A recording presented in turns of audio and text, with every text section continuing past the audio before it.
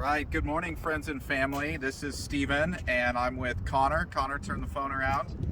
Say hello to our friends Hi. and family. Right, Connor and I are going to start recording some car videos. Within the last 6 months, I have become nothing short of obsessed with electric vehicles. I consider myself an EV evangelist, and I just recently purchased this Tesla Model 3 long range all-wheel drive. It was gently used.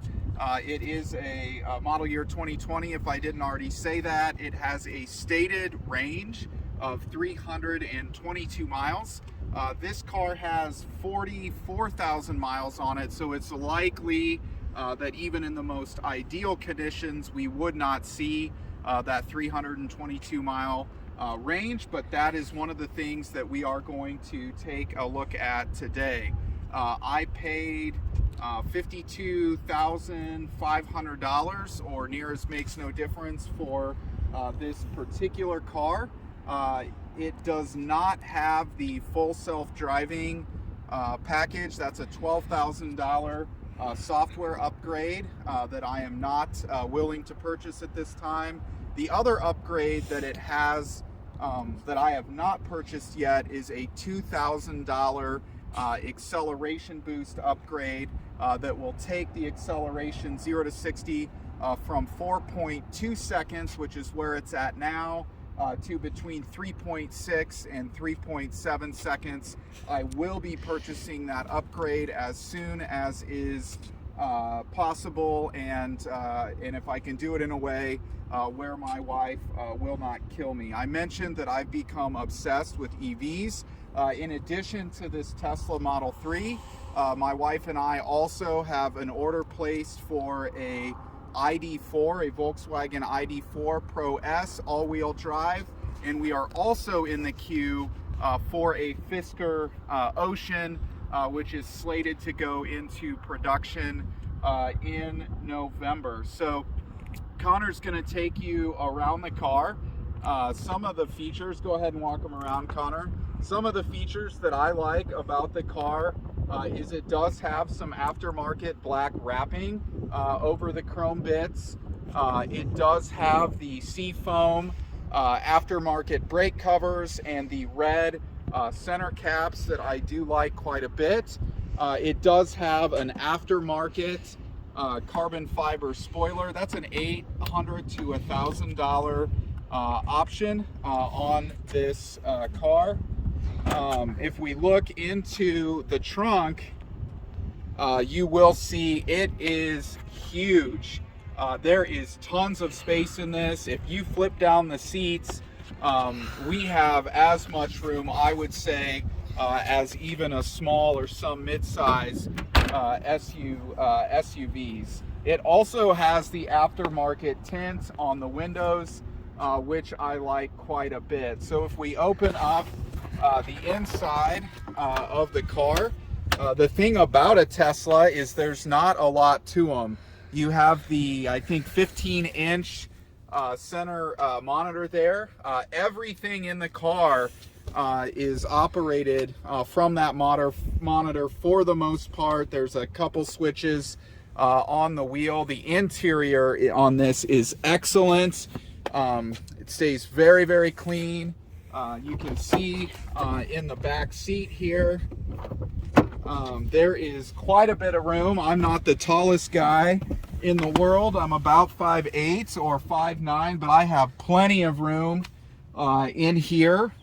So it's so far so good. I've got a couple of things written down on a piece of paper because I hear a lot of misconceptions about electric vehicles, and I had a lot of those misconceptions until I started researching them and driving them myself. One of the biggest things people worry about is the maintenance costs, or that they're too complicated or something might go wrong. But the reality is this Tesla only has an average of 17 to 18 pieces in its powertrain, compared to over 200 in a standard internal combustion car. From my perspective, I'm an operations person professionally, if you've got 170, 180-ish less parts, that's 180 less things that could potentially go wrong on this car.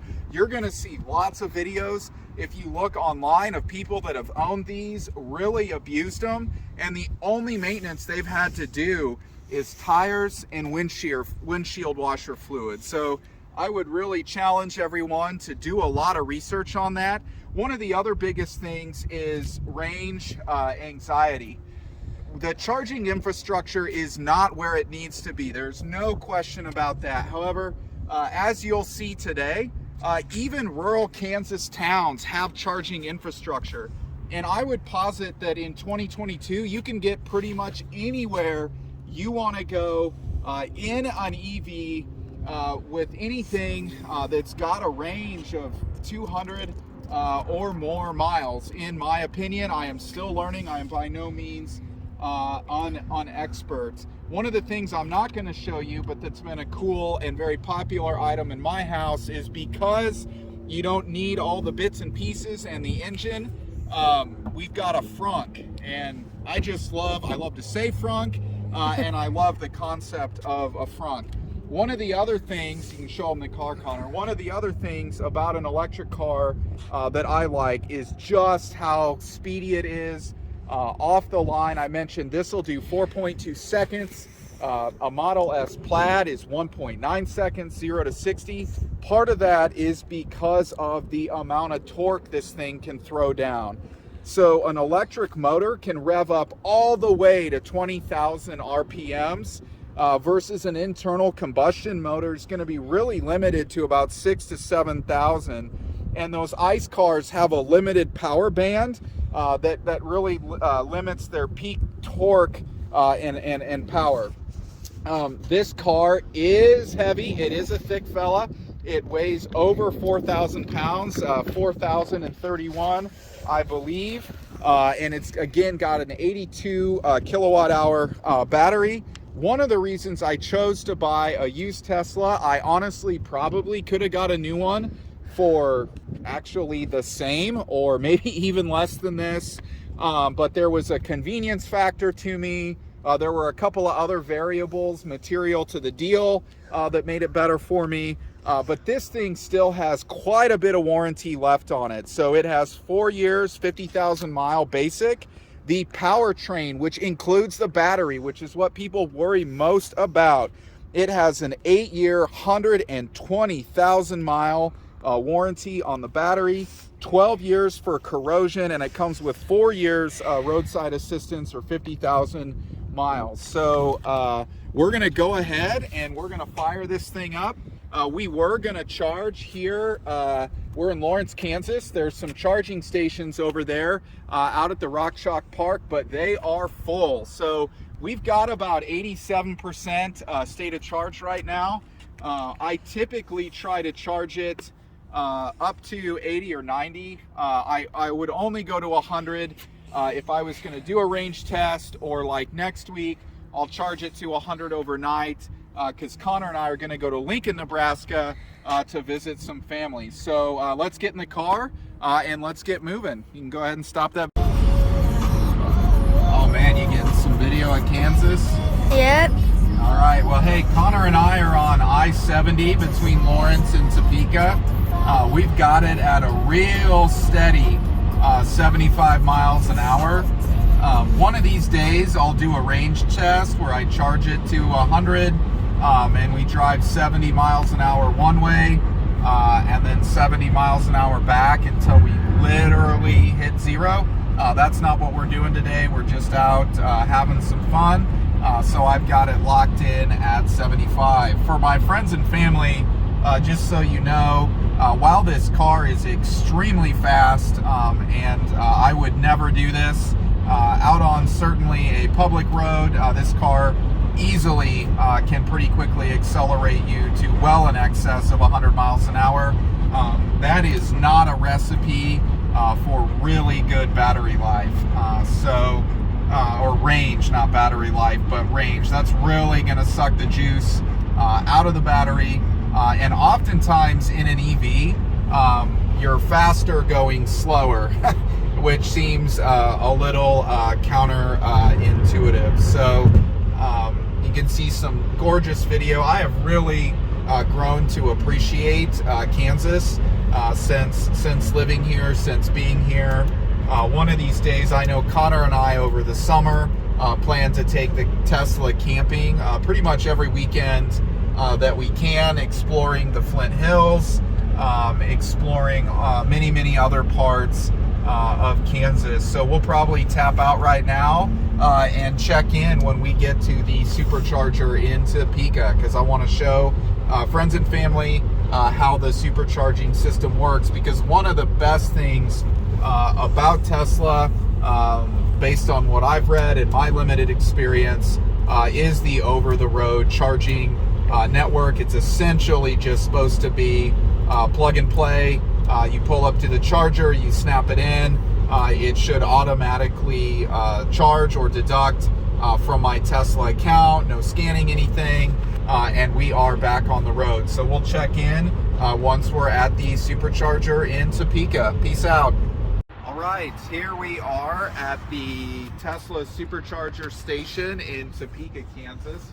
Not a bad location, other than the fact that there are no less than 10 cop cars at this hotel over here. I am not sure what is going on, but it doesn't look good. So we have backed the Model 3 into charging port 1B. So we're just gonna go over here. We're gonna grab the handle and hopefully it starts charging. And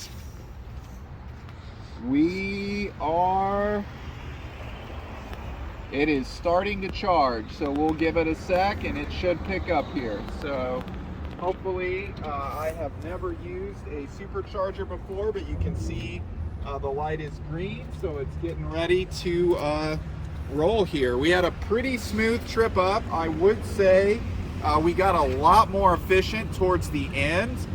There's toll roads between Lawrence and Topeka, and pretty inefficient stopping and starting at those toll roads. So let me see if it's charging up here. It is charging up. Right now we're getting about 53 kilowatts or 219 miles of charge per hour. So not great. It should start picking up, although typically, you know, we pulled in here with over 70% charge, so I imagine that might be some of the reason it's pulling so slow. I also know that there's different levels of Tesla chargers. Looks like there's a drone up there. I don't know if you can see it. I don't know if that's a news drone that is focused on what is going on over there. We will really figure out and see.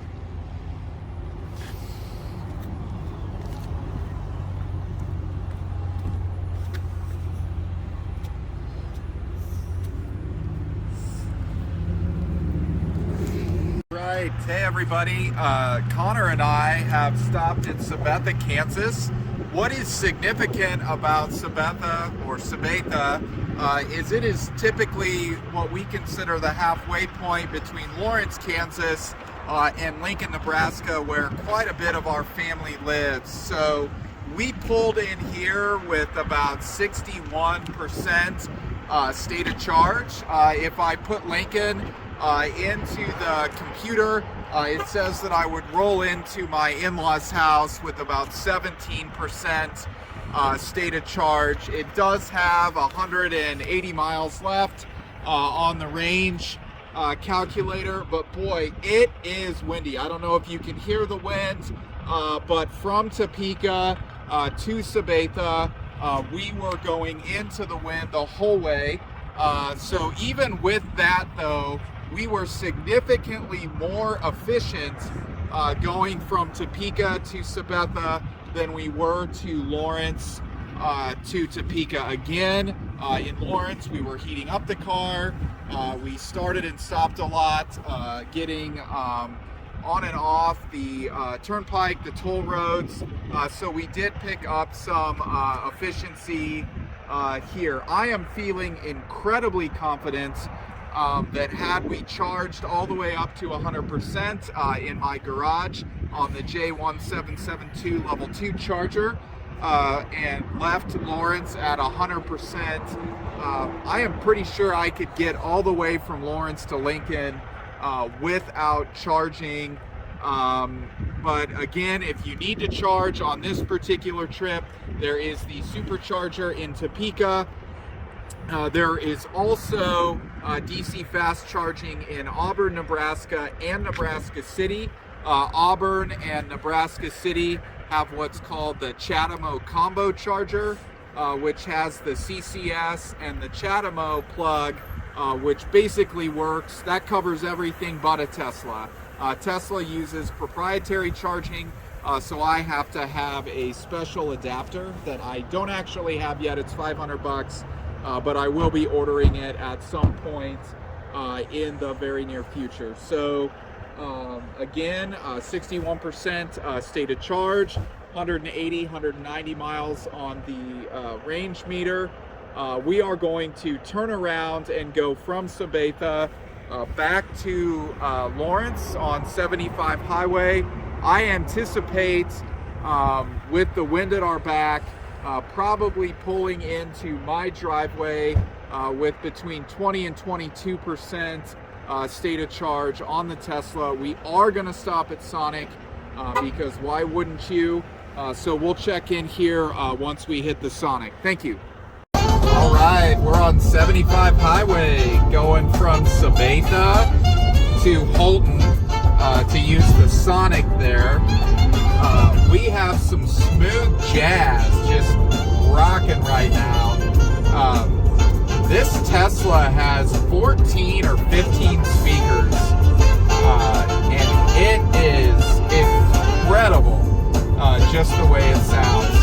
So gorgeous out here today.